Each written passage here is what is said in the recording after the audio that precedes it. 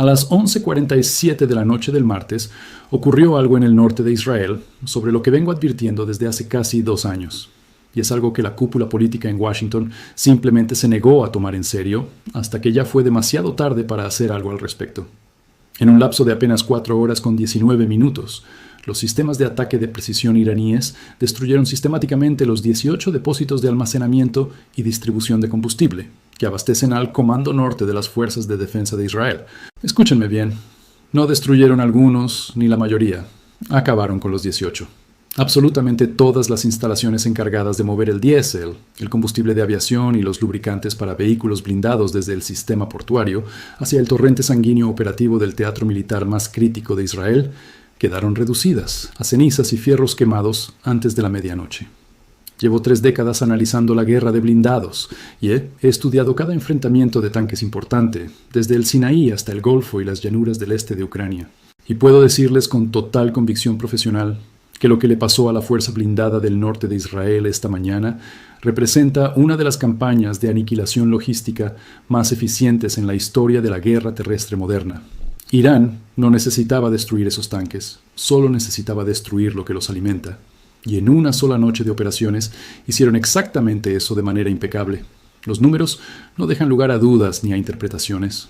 18 depósitos de combustible, es decir, cada nodo importante de almacenamiento y distribución de petróleo que respalda las operaciones blindadas de las FDI en todo el sector norte, desde la frontera libanesa hasta el Valle del Jordán, fueron atacados entre la 1:14 y las 4:47 de la madrugada, hora local. Para cuando las primeras evaluaciones de daños llegaron al cuartel general del Comando Norte, los incendios del último depósito todavía seguían ardiendo fuera de control.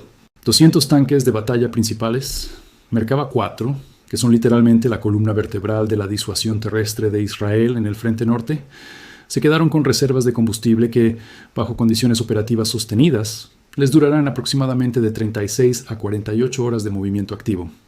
Sin una ruta de reabastecimiento intacta y sin infraestructura de distribución alternativa disponible, esos tanques ya no son una fuerza de combate real. Se han convertido en una carísima colección de objetivos estacionarios que solo están esperando el ataque de seguimiento que la doctrina operativa iraní, casi con total seguridad, ya tiene planeado y listo para ejecutar. A las 6:23 de la mañana, el Comando Norte emitió la orden de suspensión operativa que les aseguro que los historiadores militares van a estudiar por generaciones.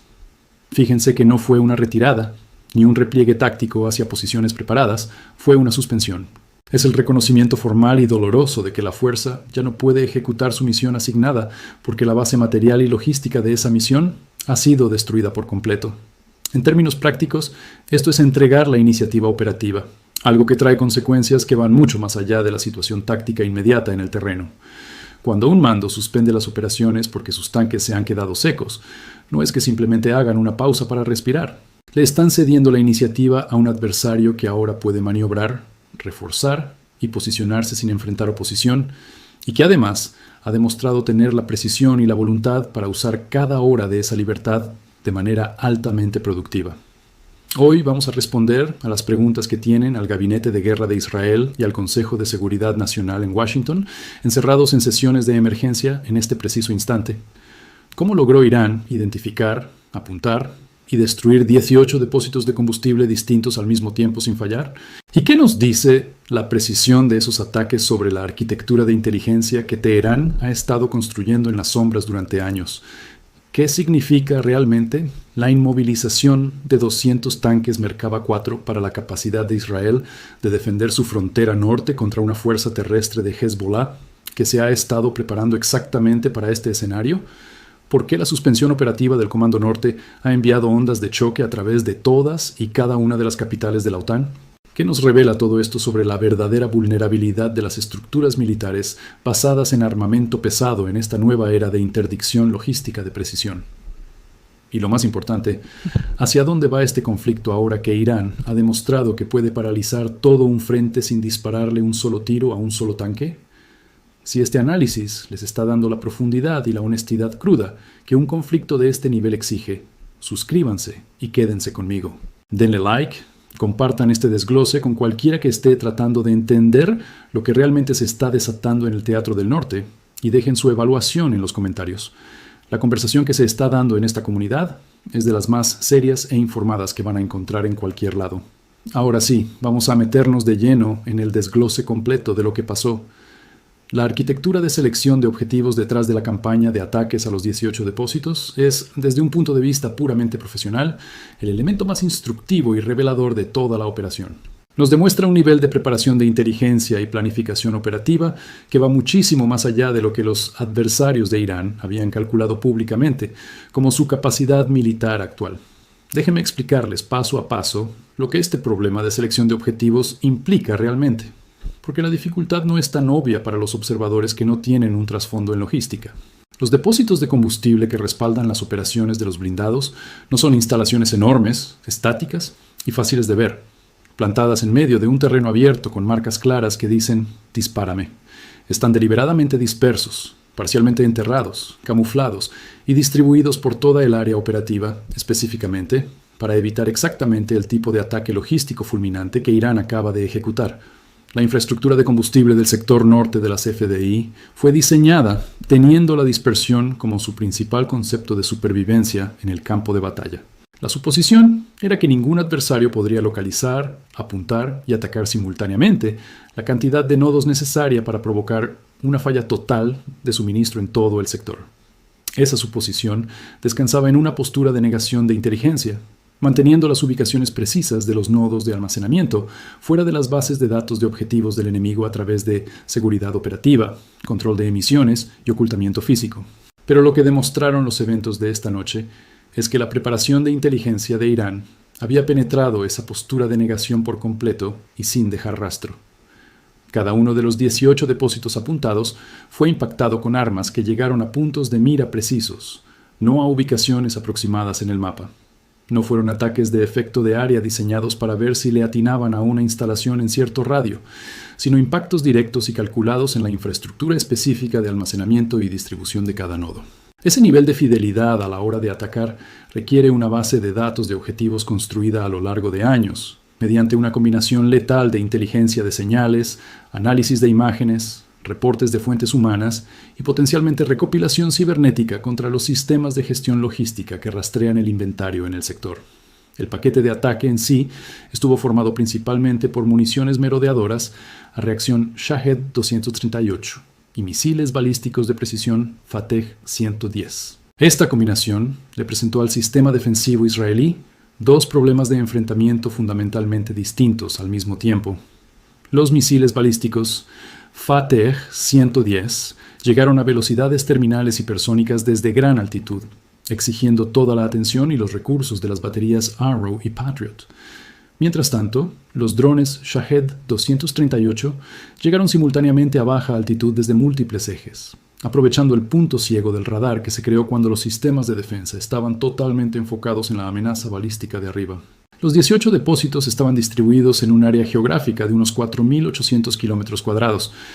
Esto requería ataques simultáneos desde plataformas de lanzamiento posicionadas a lo largo de un arco enorme para lograr esa compresión de tiempo tan apretada. Fue esa sincronización impecable la que evitó que cualquier depósito recibiera una advertencia y pudiera iniciar la dispersión de emergencia o la supresión de su almacenamiento en la superficie antes de que cayeran las bombas. Y la secuencia dentro de cada ataque individual a los depósitos refleja un nivel de análisis de objetivos que va mucho más allá de simplemente bombardear a lo ciego un área de almacenamiento de combustible. En cada ubicación, las imágenes posteriores al ataque muestran un patrón constante, deliberado y destructivo. Primero, golpearon los tanques de almacenamiento principales que estaban en la superficie, iniciando incendios masivos que impidieron cualquier tipo de respuesta de emergencia. Segundo, atacaron las conexiones de los tanques subterráneos y las tuberías de distribución, eliminando de tajo cualquier posibilidad de recuperar el combustible almacenado en las reservas subterráneas protegidas. Y como tercer elemento de cada paquete de ataque, destruyeron los vehículos de distribución de combustible, esos camiones cisterna que potencialmente podrían servir como activos de reabastecimiento móvil, atacándolos directamente en sus áreas de estacionamiento y mantenimiento. Esta secuencia de 3 pasos en cada depósito individual refleja un análisis de inteligencia que entendía a la perfección no solo dónde estaba el combustible, sino cómo funcionaba todo el sistema de distribución de la A a la Z. Sabían exactamente qué tenían que destruir para que la recuperación del sistema fuera matemáticamente imposible, y no solo algo difícil de solucionar. El resultado fue total y absoluto en toda la línea del frente. No estamos hablando de una degradación del 70% en la capacidad de suministro de combustible del sector norte, ni de una interrupción importante que tomaría un par de días superar. Fue la eliminación completa de la infraestructura fija de combustible que respalda las operaciones blindadas en todo el sector norte, lograda en tan solo 3 horas y 33 minutos de ejecución operativa. Para las 5 de la mañana, la situación del combustible de la Fuerza Blindada del Norte era la siguiente.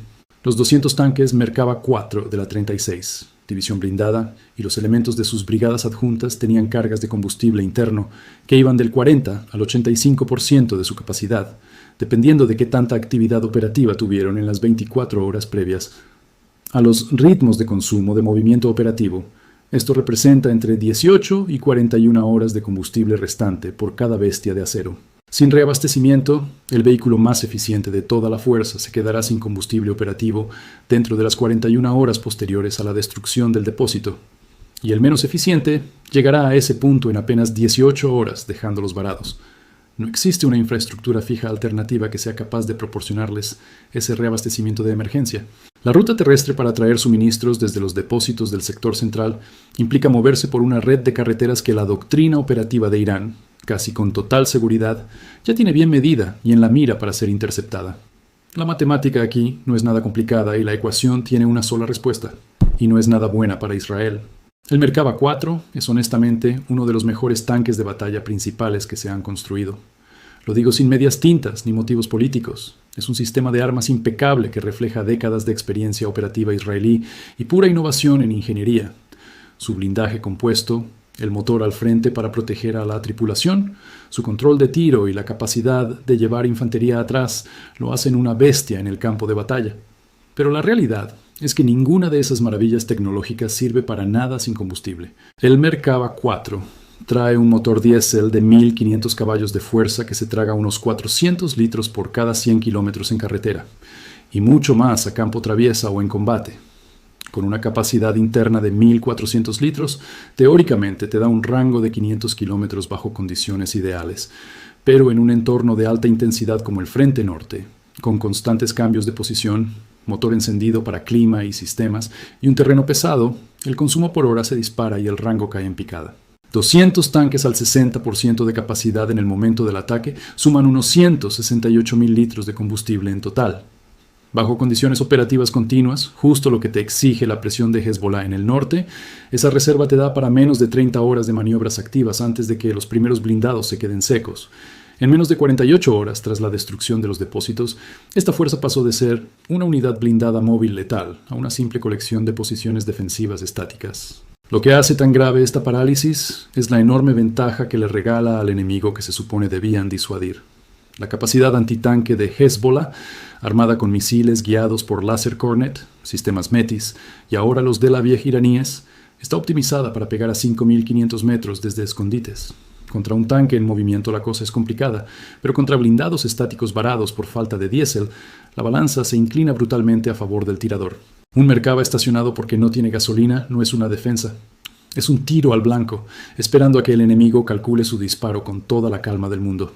El impacto estratégico de tener a los Merkava inmovilizados va más allá de la simple táctica en el norte. Toda la postura de disuasión de Israel contra Hezbollah dependía de su capacidad para meter blindados rápido por la frontera y destrozar la infraestructura enemiga antes de una guerra larga. Esa credibilidad se basa en poder moverse. Sin gasolina no hay movilidad, y sin movilidad se acabó la disuasión. Y sin disuasión, los planes operativos de Hezbollah cambian de una forma que pone contra las cuerdas a toda la arquitectura de seguridad del norte. Los estrategas iraníes entendieron que la sed de combustible del Merkava no era un defecto menor, sino el talón de Aquiles sobre el cual montar toda su campaña. No necesitas agarrarte a tiros con 200 de los mejores tanques del mundo si les vuelas las gasolineras que los hacen rodar. La elegancia de atacar el sistema de soporte y no el arma en sí demuestra una sofisticación estratégica que se gana el respeto profesional, pienses lo que pienses del conflicto. He visto cómo reacciona Estados Unidos ante las crisis militares de sus aliados en Medio Oriente durante varias administraciones, y el guión siempre es predecible. Reuniones de emergencia, envíos urgentes de armas, discursos de apoyo incondicional y mover barcos de guerra para mostrar músculo. Pero lo que estamos viendo en Washington hoy no sigue ese libreto. La respuesta es más lenta, llena de pleitos internos y con una incertidumbre que no había visto en 30 años. Esta desviación nos dice mucho sobre cómo se ha transformado el entorno estratégico desde la raíz. Normalmente, los gringos arman un puente aéreo de emergencia y aceleran el envío de barcos para salvar a un aliado. Los aviones son geniales para mover munición de precisión o refacciones urgentes, pero la física no perdona. No puedes mover cientos de miles de litros de diésel por aire. Los aviones militares mueven decenas de toneladas por vuelo, lo que hace que el puente aéreo sea una solución inútil para una crisis de combustible de este tamaño. La única salida es mandar el combustible por mar, pero para eso necesitas puertos funcionando al 100 para recibir y repartir la carga. El puerto de Haifa lleva rato operando bajo la presión de los ataques iraníes, lo que ha bajado su rendimiento y espantado a las navieras comerciales. Si te vas por la ruta alternativa de Ashdod, le sumas tiempo de tránsito y le quitas capacidad al flujo de entrega. Si cruzas los tiempos de los barcos con las horas que le quedan a los tanques, la matemática simplemente no da para que el rescate llegue antes de que la fuerza blindada quede inoperante. Sumado a este dolor de cabeza logístico, Washington tiene un nudo político que los amarra tanto o más que el problema físico. El clima político interno en Estados Unidos se ha fracturado y ese apoyo incondicional para mandarle dinero a Israel ya no es en automático. Los paquetes de ayuda de emergencia que antes pasaban sin ver, hoy se topan con un escrutinio y retrasos que le meten pura incertidumbre al calendario de rescate. La Casa Blanca está atada de manos por una realidad política interna que los estrategas iraníes midieron perfectamente para clavar el ataque en el peor momento. El mensaje que este congelamiento de Washington le manda a Tel Aviv es la confirmación de una pesadilla que Israel siempre supo que era posible, pero para la que nunca se preparó. El apoyo gringo está condicionado a la voluntad política, los permisos del Congreso, la viabilidad logística y el balance entre la seguridad israelí y los intereses globales de Estados Unidos.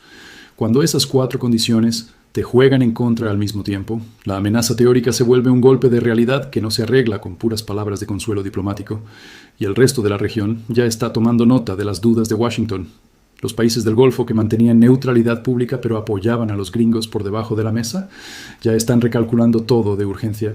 Ver que la respuesta de Estados Unidos puede volverse irrelevante por culpa de la logística y la grilla política es un dato que todos están guardando para sus futuras alianzas.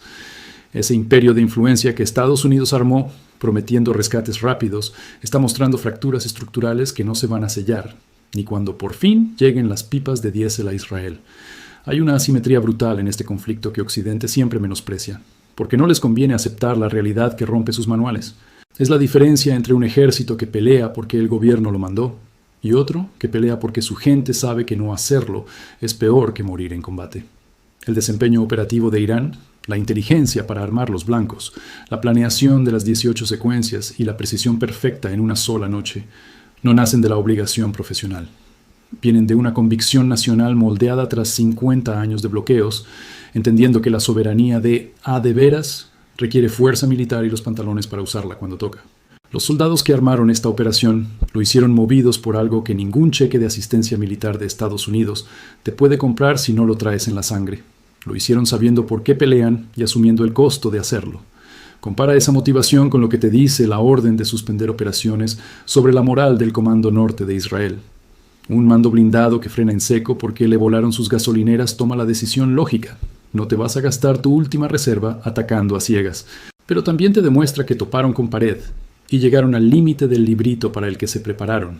Israel estaba listo para lluvia de cohetes, emboscadas y túneles, pero no para que les borraran el sistema de combustible en una noche, con un ataque de precisión que no veían venir a corto plazo.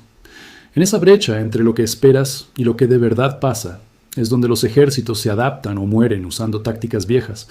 La historia está llena de fuerzas con mejor tecnología que perdieron porque el rival se salió del manual. La tecnología de las FDI es de primera, eso nadie lo niega, pero operar tecnología de punta con una estrategia caduca te lleva a perder contra alguien que sí entiende el campo de batalla actual. Irán actualizó su libro de jugadas a la mala, peleando en Siria, en Yemen con los hutíes, en Líbano con Hezbollah y ahora directo contra Israel. La aniquilación de los 18 depósitos es el resumen de una institución que usa cada combate como entrenamiento para dar un golpe más pesado la próxima vez. Mi lectura sobre las consecuencias estratégicas de esta parálisis en el Comando Norte va mucho más allá de la bronca en la frontera. Y se los voy a decir sin filtros, porque creo que los analistas tradicionales no están viendo lo rápido que nos va a reventar esto en la cara. Lo primero es que le acaban de dejar la cancha libre a Hezbollah en todo el sector norte. Una fuerza terrestre que lleva años ensayando para este momento exacto, con misiles listos y logística para cruzar la frontera. No necesita que le den permiso para avanzar. La orden de parálisis del Comando Norte se supo en unas horas, y cualquier estratega del otro lado entendió de inmediato lo que eso significaba. Para Rusia, este resultado vale oro y justifica toda su inversión estratégica con Irán. La campaña para cortar el combustible usó armas iraníes con pura doctrina operativa de influencia rusa, un estrangulamiento logístico de manual soviético. Lograron neutralizar a una fuerza blindada patrocinada por los gringos sin meter directamente a un solo soldado ruso y con costo cero para Moscú. Para China, el mensaje es clarísimo. Acaban de comprobar que cortar la logística es la mejor forma de quebrar ejércitos que dependen de tecnología cara. Los blindados de Israel son el reflejo de las debilidades de cualquier ejército moderno atado a bases de suministro. La lección de que puedes paralizar a una fuerza superior volándole las gasolineras se va a estudiar a fondo en China para escenarios que no tienen nada que ver con Medio Oriente. El mercado mundial de energía ya empezó a cobrar la factura de ver un frente norte sin sus perros guardianes blindados. Un comando norte que no puede mover sus tanques pierde toda credibilidad para amenazar con invadir el Líbano y frenar las operaciones agresivas de Hezbollah. Si quitas ese freno, el riesgo de que todo reviente en el norte se dispara y crea un nerviosismo real sobre la seguridad del petróleo en toda la región. Creo que lo que pasó esta mañana es un punto de quiebre que recordaremos como el momento en que este conflicto pasó de estar parejo a ser controlado por la iniciativa operativa iraní. Los blindados del norte están inmovilizados, la infraestructura de combustible es ceniza y el rescate de Washington está atorado entre la logística y la política. Mientras tanto, Irán ya está planeando cuál es la siguiente pieza que va a mover. La idea de que los gringos y sus aliados mantendrían la superioridad militar para siempre en el Medio Oriente acaba de estrellarse contra la realidad. Lo que siga no se va a decidir con firmas en papeles diplomáticos, sino con los hechos militares y económicos que se están imponiendo a la fuerza en el terreno hoy mismo. En el humo que sale de los 18 depósitos quemados, tienes a 200 tanques apagados y a un comando norte suspendido. No son teorías, son los hechos puros y duros de una mañana que le cambió la cara para siempre al frente más caliente de Israel. Irán no ganó este round por tener más fuerza bruta. Ganó por ser más inteligente y encontrar la yugular en la logística norteña de la CFDI. No fue un golpe de suerte, fue el resultado de años de inteligencia paciente, planeación pura y los pantalones para soltar el golpe cuando llegó la hora. La pregunta que les dejo es la misma que está volviendo locos a los planificadores del Comando Norte encerrados en sus búnkeres. Cuando el diésel por fin llegue, en unos días o semanas, ¿en qué clase de terreno va a aterrizar? ¿Acaso Hezbollah ya habrá aprovechado que los tanques no se mueven para tomar posiciones y cambiarle el precio a cualquier avance de Israel? ¿Irán habrá usado este tiempo de gracia para soltar los ataques secundarios que su estrategia dicta? ¿Y Washington logrará revivir la confianza en su capacidad de rescate antes de que una nueva crisis haga que esta pregunta ya no importe? Déjenme su opinión en los comentarios. Si este análisis les aportó valor, compartan el video, dejen su like y suscríbanse para tener la cobertura más honesta y ruda de todo este conflicto. Ya estoy preparando la siguiente actualización, así que no se despeguen.